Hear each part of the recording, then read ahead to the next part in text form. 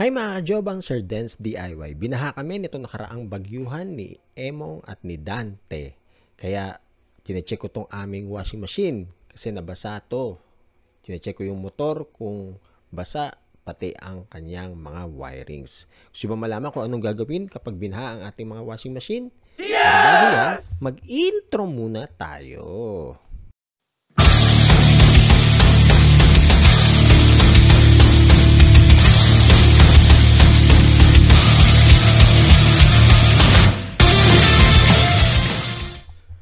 First step na gagawin natin ay luluwagan natin ang mga screw ng motor para masipat natin yung ilalim, tagiliran at ibabaw kung may basa pang ng tubig ang kanyang mga windings.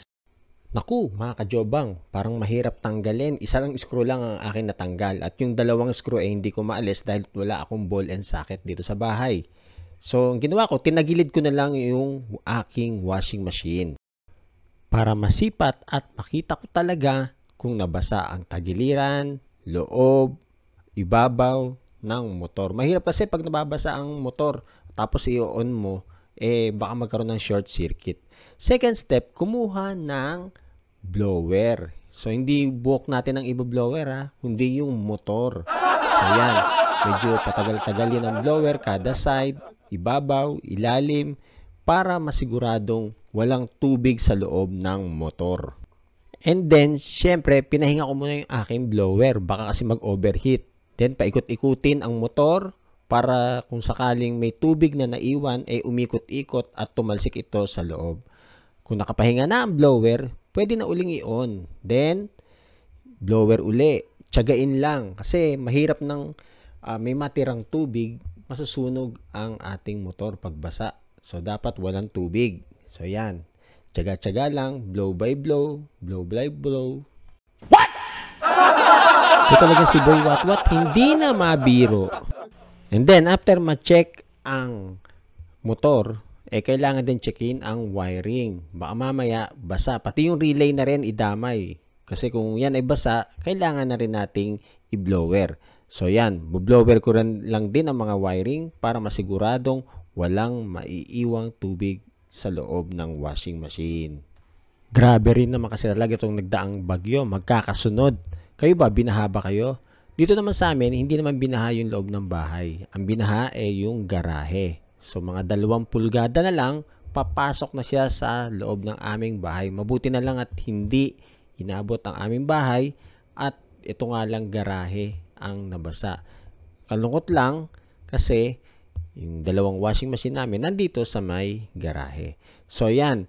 So, after kong ma-blower-blower, tinignan ko naman yung naka-plastic na yan. Wala naman siyang moist at tuyong-tuyo. Pero, siyempre, kahit siya tuyong-tuyo, binlower ko na rin kanina para masigurado. Then, yung mga wire na yan, yung blue, red, and yellow, yan, tuyo nga. So, okay na. Bukod niya sa washing machine na pinakita ko kanina, ito yung pangalawa naming washing machine na binaha rin. Ito merong spinner at meron siyempre para sa washing machine. So pag ganyan ang inyong washing machine, 2 motor yan. So sipatin ko tong una, yung motor ng spinner. So ito medyo tinignan ko, parang may bakas ng basa sa ilalim. Sabi ko nga kanina, hindi naman kataasan ang naging baha. Pero malamang inabot tong motor nito. So, second step uli natin dito sa pangalawang washing machine natin, i-blower pa rin. Ang problema nga lang, medyo mahirap dukutin to. Kaya sinatsaga akong ipasok maigi yung blower para hindi lang tong side na malapit sa likod ang aking ma-blower. Pati na rin yung nandun sa may harap na medyo makipot. So, tsatsagain ko. Ayan. So, medyo naiinip ako doon. Kaya, pati tong sa mga wiring, relay, dinadamay ko na. Yan. At lumipat naman tayo dito sa pangalawang motor niya. Yung motor ng pinaka-wash. No, ayan. So, syempre, dahil merong UV light yung ating blower, nawawala na rin ang mikrobyo ng motor. Hindi, joke lang. Yan, pasensya na kayo, medyo hindi ko pinas forward at kinat ang ating video para makita nyo yung proseso talaga na pinagdaanan ko kung gaano katagal. So yan, blower pa rin, hanggang sa wala na sigurong matitirang batak na basa. Ito namang ating ginagawa, DIY lang. So madaling sundan. Kaysa na nga naman pumunta ka kagad sa manggagawa, babayad ka siyempre, mahina ang 500 sa check-up.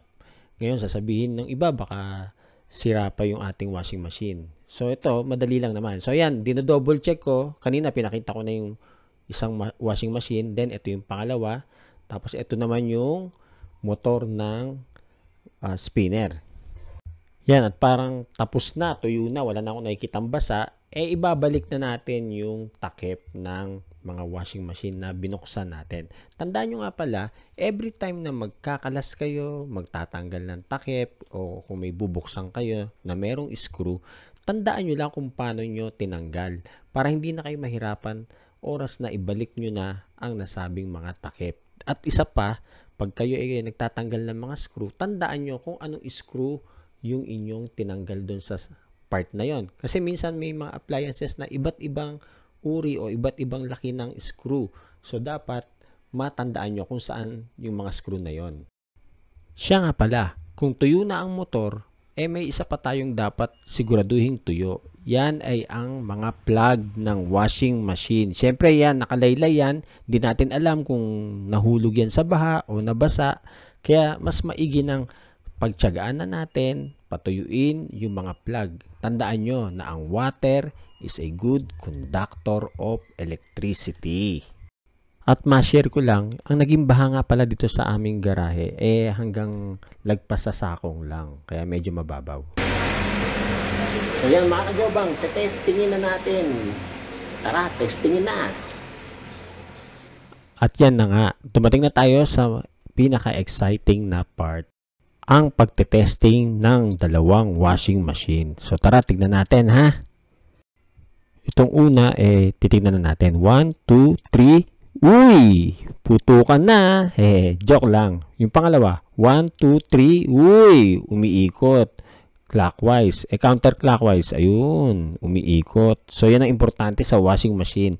Clockwise, then counterclockwise. A few moments later. At syempre, dahil gawa na ang washing machine, umaatik ka butong labahan na may kasamang weights. O, diba? Subscribe kayo kay Sir Dance DIY. Paalam!